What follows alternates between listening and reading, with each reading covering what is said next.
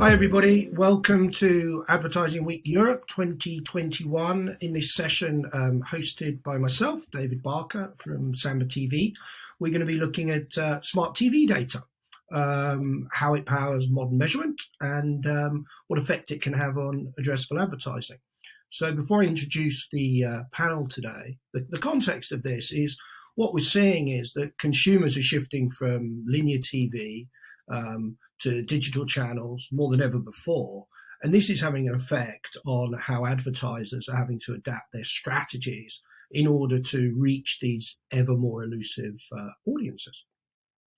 The problem possibly is that CTV scale, possibly, although it's growing very quickly, is potentially being hindered from an advertising viewpoint by a lack of transparency and somewhat confusion in the market about how people actually can measure a lot of this new viewing habits that we're seeing. So what we're going to cover off today is we're going to have a look at how TV has traditionally been measured, how it's going to be measured in the future.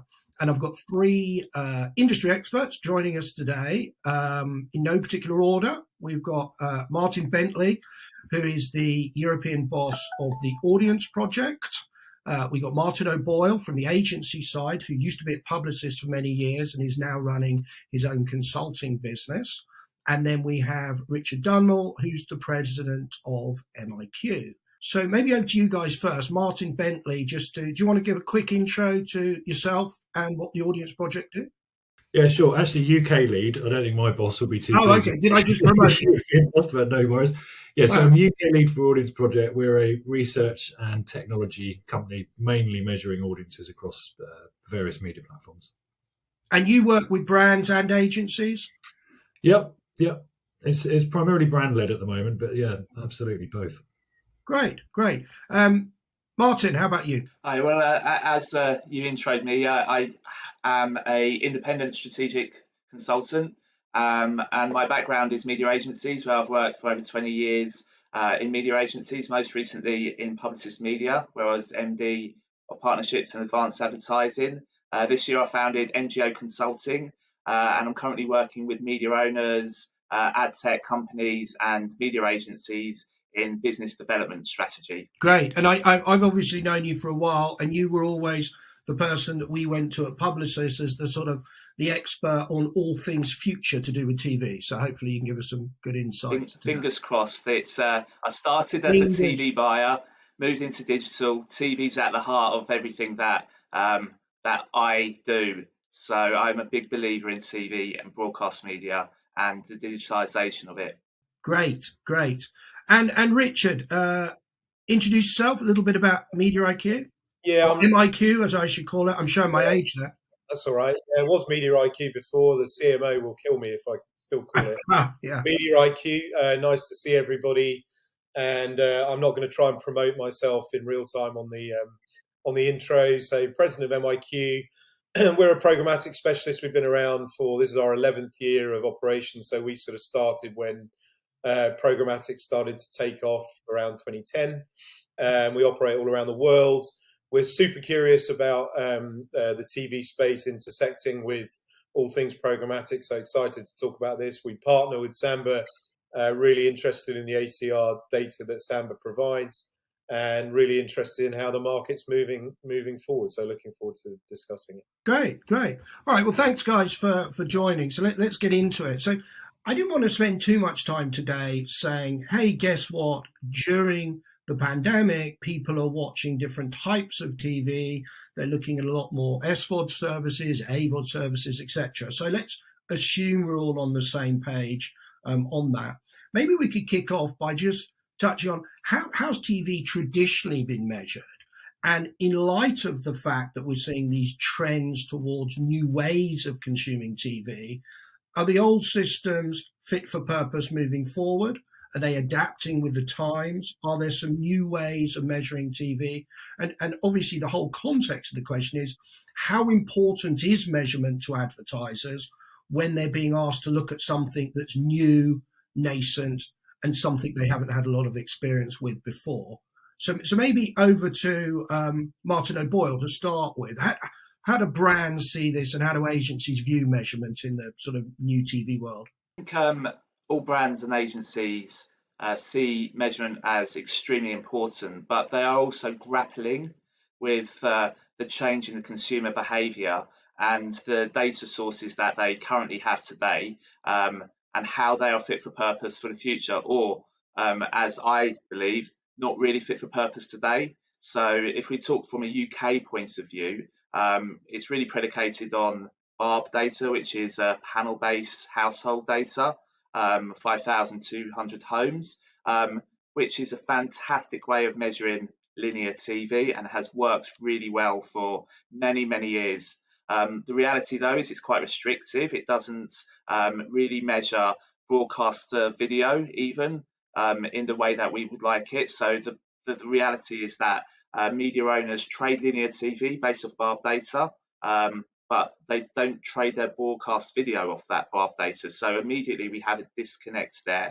And that's one of the other restrictions, is that it really is just focused on broadcasters. So there really hasn't been a holistic set of data that can really measure the consumer behavior across even that TV set. So it's something that agencies and advertisers have grappled with for many, many, many years.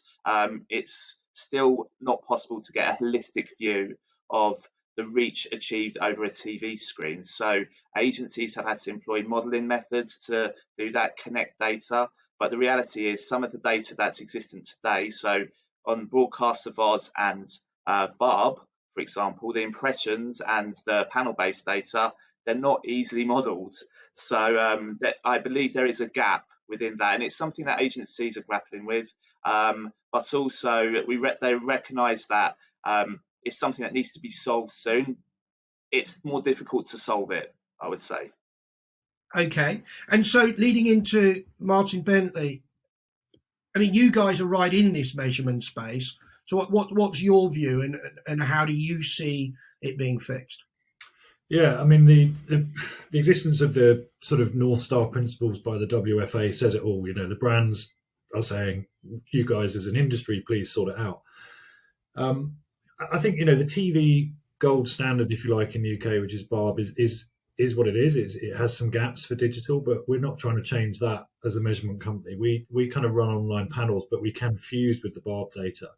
What we see the brands really want, and also the agencies to a certain extent, is they want the full picture, because the brands are demanding it. You know, they're kind of organising themselves around Origin and the WFA above that to solve this problem. And, you know, quite a lot of it is actually possible, but it does come down to fusing different data sets. There isn't a single source yet. That's what Origin wants to solve. So it's, yeah, I mean, I would totally agree with the kind of idea of the measurement gap driven by choices consumers have, and the lack of, say, traditional, you know, JIC-based systems catching up with it. It's difficult, but it is kind of possible. Okay, good. And Richard, from a sort of programmatic company's viewpoint, where do you see the issues here?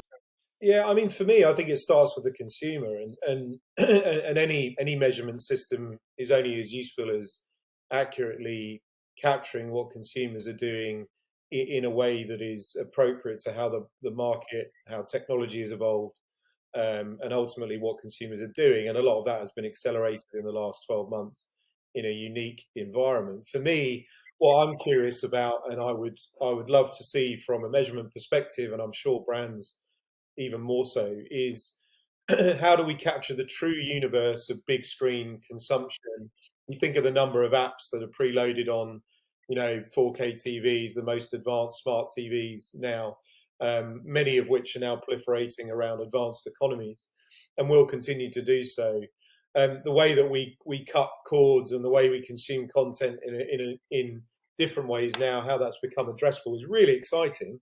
But if you think about something like panel data, to what extent does that capture, you know, watching some content in YouTube, for example, for me is really, really interesting, and gives having a more holistic view of consumer behaviour and how they're interacting with that content is what I think we're going to need to see, a bit like the broader identity debate over the next sort of decade of all things addressable, actually. Okay, so so we've seen obviously behavioural shift in TV. You guys have touched on the issues, therefore, using some of the ways that we've traditionally measured TV, and some of those ways, and people like Barb are evolving anyway, and they've got some products really forward-looking that look very good. Obviously, from a Samba point of view, when we invented ACR 11 years ago, which for those people on the recording who don't know, it's automatic content recognition. So it gives us the ability to see what is being viewed on television, whether that's programming or whether that's actual advertising.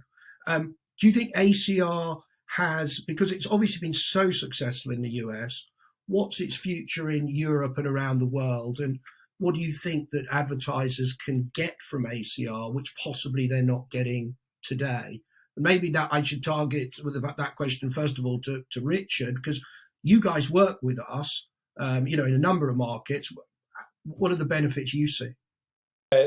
We're excited by what ACR data tells us, and I think in relation to the part of your question around, are we going to see it more? Well, that's led by the technology. That's led by the type of devices, the type of TVs that the OEMs are manufacturing, and whether it's Sony, Samsung, LG, whatever, they're all sort of technology first. They're essentially computers, aren't they now? So from a connectivity perspective, having a piece of technology that, for the first time, I would argue, truly gives you a complete picture of that content that a consumer is engaging with, even the content that is traditionally within walled gardens like Netflix as well, is really, really exciting from a data perspective, because the richness of the information that we're able to scrape on a permission basis from the consumer through to insights that then are able to be activated upon is incredibly exciting for anyone in a world where we're doing that on other screens and in other ways across the ecosystem. So ACR is really valuable from that perspective. It also means that we can get a deeper level of understanding around what's happening within the ecosystem of things like YouTube information. So what's happening within that environment and what's not. How much am I truly getting within that environment? How much is overlapping? So if I'm an advertiser, being able to tell them exactly how much efficacy is being delivered, that's incredibly exciting. So from our point of view, lot to learn and to share and to activate against. And for a programmatic specialist, that's music to our ears. Great. And Martin Bentley, so the AudienceProject, you guys work with, I think, a number or exposed to a number of different ACR providers. Just explain to us, how do you work with ACR? Because obviously you've got your own measurement techniques. What does it give you? Yeah, so we underpinning our measurement system is our own panels, right? So in the UK, the panel's pretty big. It's about 370,000 individuals, and it's crucially it's representative of the online audience. So it doesn't necessarily capture everything, but you can measure cookieless pretty easily with the way the panel is created and so on. But there are gaps, right? So I think the promise of ACR data from our point of view is it can plug some gaps, but it needs to be run across a representative panel, because often there will be a bias in that data set. But it is, we see it as a really valuable data set because it's pretty much live. It captures more or less everything, so it's really useful, and it's single source. I'm not going to get into a big scrap with Barb against it, because Barb is established and we know it's representative. But the ACR data, I think, is a very, very interesting additional pipeline that you can bring into a measurement system to be able to get closer to delivering the kind of 360 view that the brands are demanding. I'll just make one point about it. I think it's easy to talk about data, but what we see with clients is that sometimes there's just so much data, and actually you can find out an awful lot. A lot of them don't know quite, they're not sure of what they're looking for when they get into it. So it's really important, before you start bringing all the data together, that the people who want to use the data know what they want to get out of it. And so Richard's explained some really clear use cases for his business, but I think there can be a bit of a data overload around the measurement scenarios, because there's more than you think. Right. Yeah, fair point. So, Martin O'Boyle, so we have, as an example, in the UK, we are getting data from approximately 1.5 million TVs, and so that gives us a huge amount of scale. One of the things that I really don't know what the future will show me is we have extremely large global clients licensing our data, and then we have big agency groups. Do you think agency groups in Europe will, take on ACR data like they have in the US? I mean, every holding company in the US, every tier 2 agency, all has an ACR data provider, sometimes 2 or 3. It's so new over here. Do you think the agencies will take it on board like they've done in the US, or do you think it'll take a long time?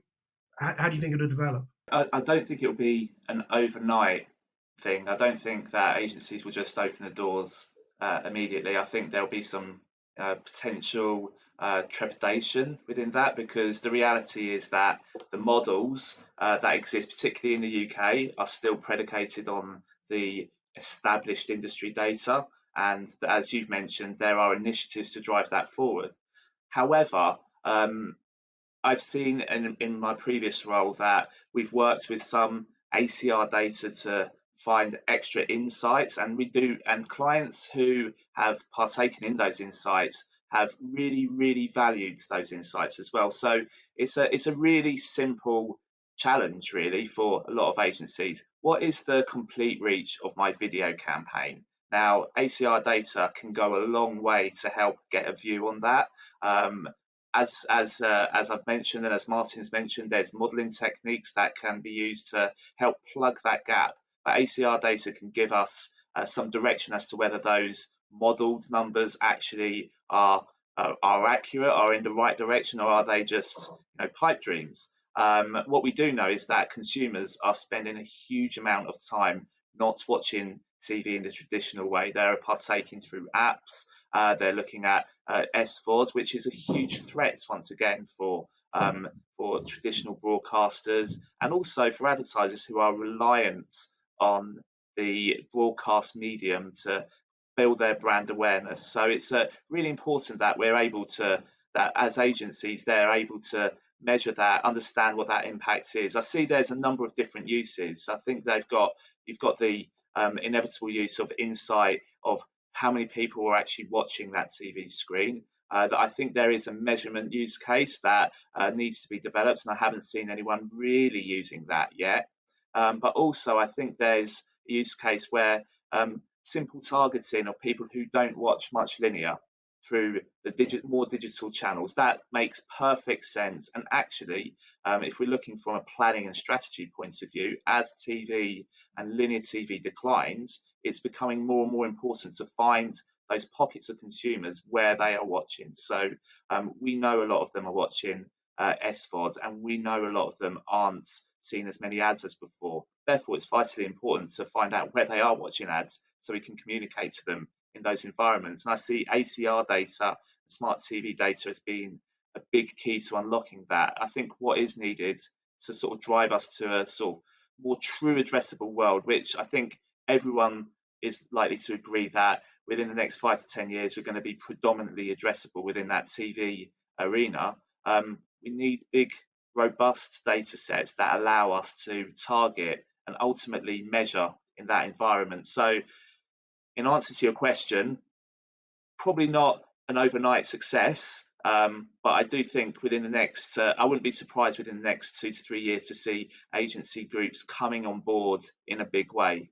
And I think a lot of that is going to be dependent on the evolution within the industry. If Project Origin takes off, then maybe there's less need for it. But it does remain to be seen as to who's actually going to really participate properly within that initiative. Is it going to be mainly digital players, or are the broadcasters really going to drive that forward as well? I think those are known unknowns at this point. And maybe ACR data may play a part in Project Origin. Who knows how that'll absolutely develop. Because they are going to need data that potentially can tie different platforms together, and I see ACR as one of those data sources that will allow that. Okay, perfect. So we coming to the end of the panel. So just the last couple of minutes. Any final comments from any of you on the sort of where TV's going, how it's currently being measured, are there new ways coming into play, or is ACR, obviously that's something being considered by all the holding companies and big brands at the moment. Are there any other things on the horizon, any other types of data that you feel might be useful? Sorry, Richard, I was going to kind of say that I think what's evident is that everyone needs to be measuring, because the trend, the sort of truisms have been completely destroyed by the COVID thing. There were trends anyway, but that's just like been so disruptive to what we could all perhaps sort of plan on a beer mat and be reasonably sure you get it right. So, I mean, it's this kind of notion of measurement and planning and using carefully whatever data sources you can bring in to sort of overlay and deduplicate and create mainly, I don't know, truth-driven probabilistic models that can just help the brands get it right and probably actually help the consumers see more relevant ads over all the very many screens. Well, we definitely saw from a Samba TV point of view, when people were spending more time at home and watching TV, and the agencies were scrambling to work out how to make sure that they kept their brands relevant in front of the right audiences, our phones really started going, because people are like, hold on, people are at home watching loads of TV that we can't advertise in, to the point Martin made. How can we possibly get our brand message in front of those people if they're watching maybe non-commercial TV or SVOD services? And that was a big problem for them. And of course, that is one of the things that ACR can solve, and has been obviously, whether it's providing measurement or targeting, it seems to be becoming more and more popular. Certainly how we see it, and I'm assuming our competitors are seeing the same.